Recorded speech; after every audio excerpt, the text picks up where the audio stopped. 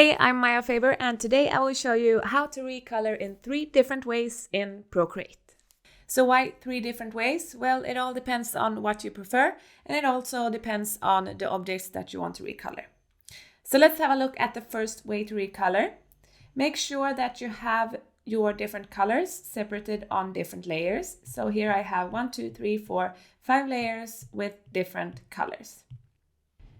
The first way to recolor is simply to tap the layer, tap select, make sure that you have color fill selected in the selections panel, and then you can tap the color that you want to recolor with.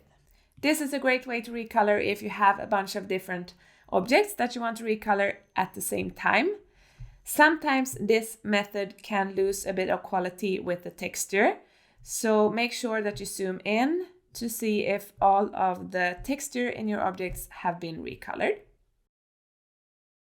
Moving on to the next way of recoloring. Tap the layers panel, swipe to the right with 2 fingers to create an alpha lock on that layer. Choose the color that you want to recolor with. Tap the layer and tap fill layer. Let's do it once again. Swipe to the right with 2 fingers on the layer that you want to recolor. Choose the color. Tap fill layer on that layer. This is a great way of recoloring if you, like me, have a bunch of objects with a lot of texture in the edges. This, for me, is the best way to make sure that all of the texture in my motifs are recolored. The last way to recolor is simply to choose a color that you want to recolor with. Tap and drag on the object that you want to recolor. And if you want to recolor all of the objects with that color, you swipe to the right on the threshold until all of the objects are recolored. You can, of course, also go in and recolor all of the objects separately.